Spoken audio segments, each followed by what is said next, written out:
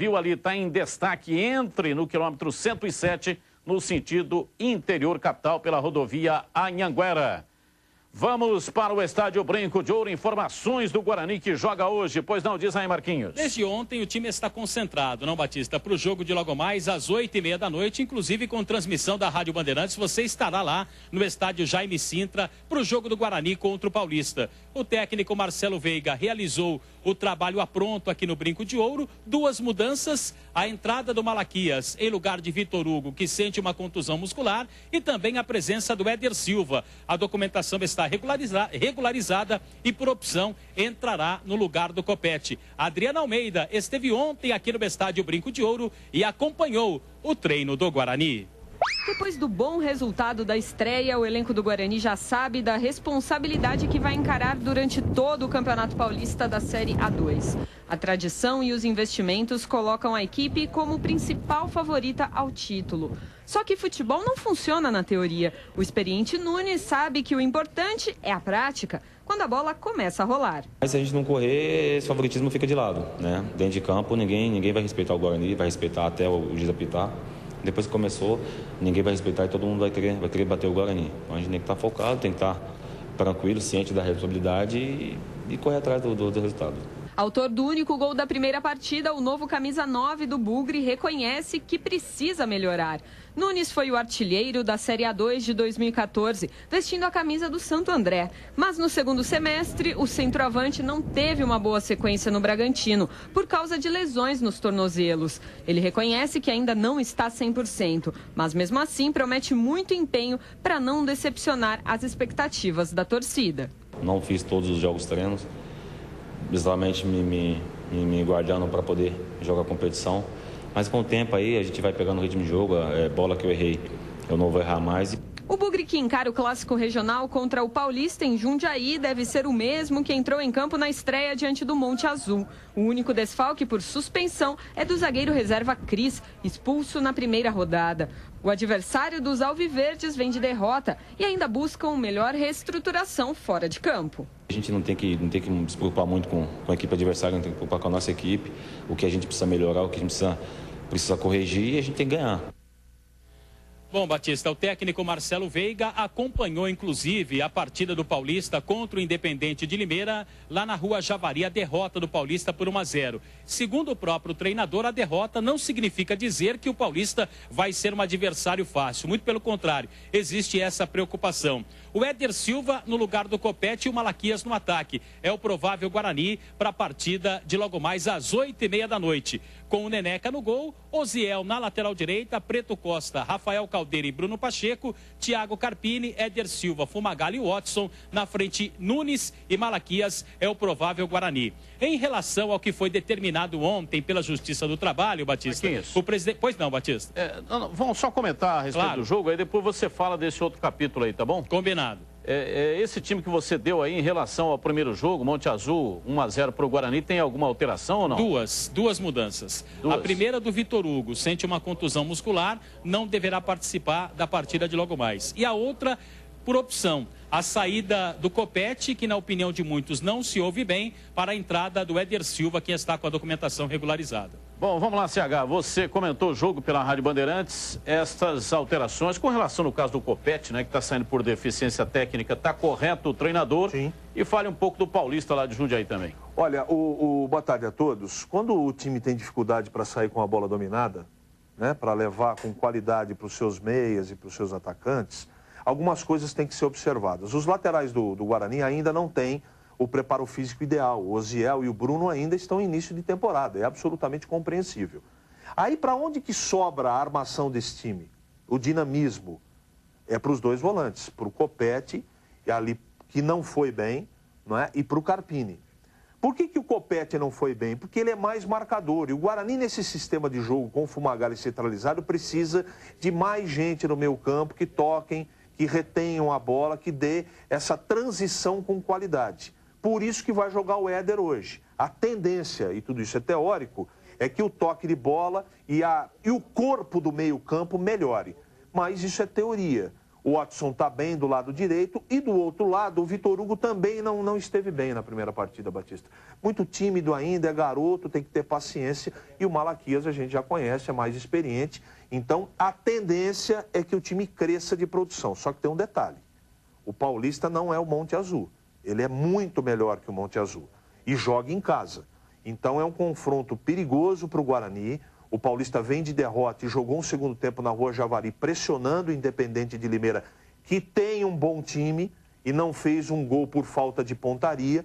Então todo mundo sabe, o Marcelo também, que a principal arma do Paulista em Jundiaí é o Eric Mamadeira. É um jogo igual e mais difícil do que a primeira partida que o Guarani enfrentou o Monte Azul. Esse é muito bom jogador, Eric Mamadeira. Ele joga muito, é veloz, é rápido, ele é técnico. Tem que tomar cuidado com esse Eric Mamadeira. Eu lembro dele, Campeonato Paulista. O Paulista foi muito mal, foi rebaixado.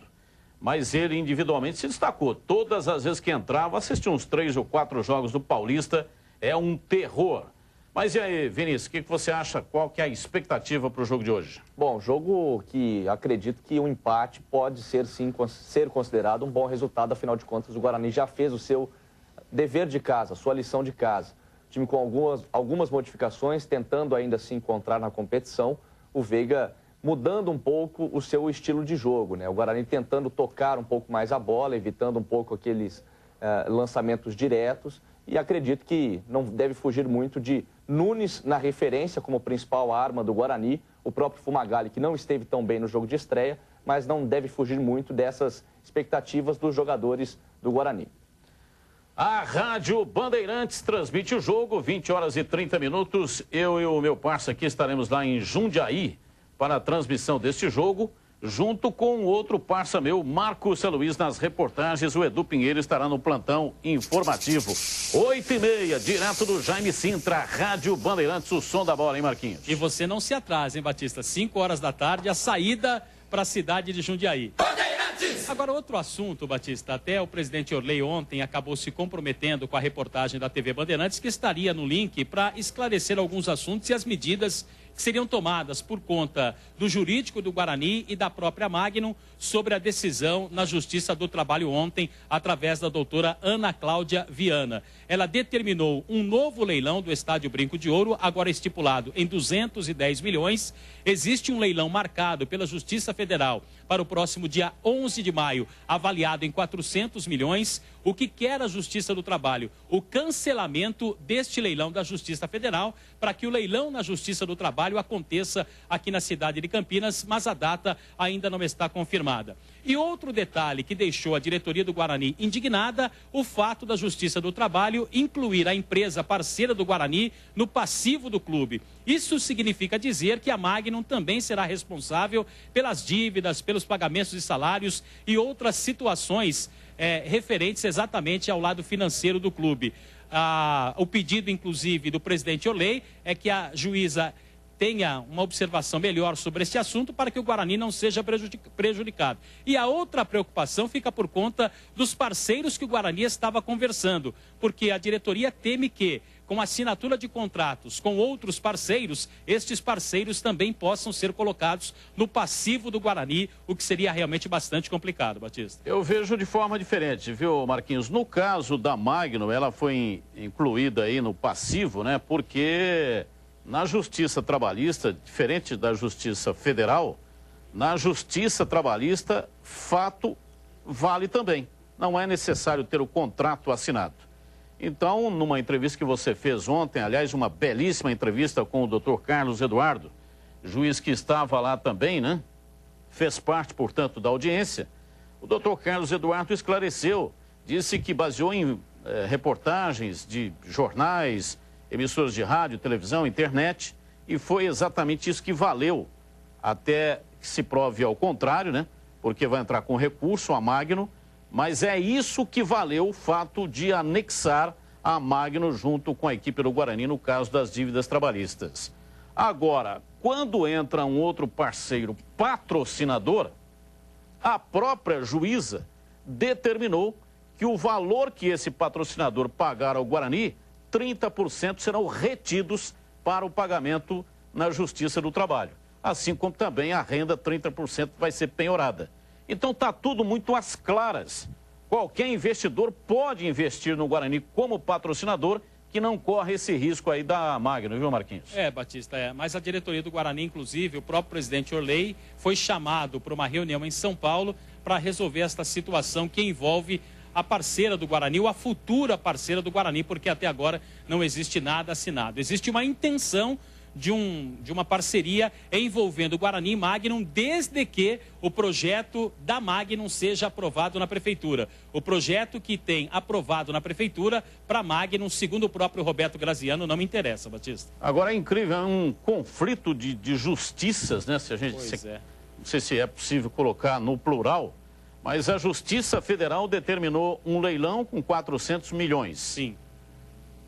Inclusive a Justiça Federal tinha determinado um leilão que foi arrematado por 44 milhões 450 mil. Sim. Esse leilão, ele foi anulado pela Justiça do Trabalho. A Justiça do Trabalho vem agora e determina um novo leilão por um valor de 210 milhões. Quem é que manda mais aí, a Justiça do Trabalho ou a Justiça Federal? Essa é que é a grande pergunta, Batista. Mas a doutora Ana Cláudia, ela entende que a Justiça do Trabalho tem prioridade numa situação como esta, independente do tributo também, por conta da fazenda, essa coisa toda, ser interessante para o próprio país. Mas ela entende que a Justiça do Trabalho, neste momento, teria prioridade, tanto que ela vai pedir à Justiça Federal o cancelamento do leilão confirmado para o dia 11 de maio. Um abraço, Marquinhos. Um abraço, Batista. Para você, um frango thai de almoço, Batista. Frango thai? Frango thai, Batista. O que pode ser thai? É o frango com um tempero marroquino, Batista. Achei que era frango com chá. Não. Um abraço, Batista. 15 de Piracicaba. O São Bernardo fez valer o seu mando de campo contra o 15 de Piracicaba. Depois de cobrança de falta de Rafael Cruz, Marino encheu o pé e abriu o placar para o Bernô. No comecinho do segundo tempo, de novo ele, Marino, que dessa vez aproveitou o bobeira da zaga do 15 para ampliar. No final da partida, o Nhoquim diminuiu com Daniel Bueno, mas já era tarde demais. Final, São Bernardo 2, 15 de Piracicaba 1. Com a segunda derrota consecutiva, o time do técnico Roque Júnior ocupa agora a lanterna do grupo 4, sem nenhum ponto conquistado. Quantos jogos, o CH? Você falou que o Roque Júnior ia cair? Pateta não me deixa desmentir. O 15 Piracicaba. Deixa desmentir. Ô Piracicaba, tenho muitos amigos aí, por favor, não precisava inventar.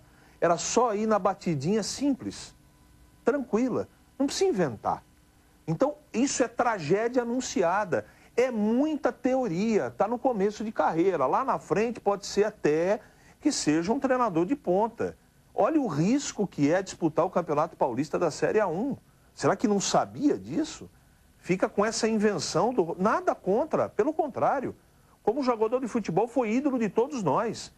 Agora, como treinador, não dá para o 15 ter esse luxo. Falar, não, vamos trazer aqui um treinador. Não dá, não dura 5, infelizmente. O rápido intervalo, daqui a pouco vamos falar da Ponte Preta. O ingresso, então, foi reduzido, metade daquele valor anunciado lá pelo Palmeiras. Já, e daqui a pouco tem Neto Locke, o Boca Larga.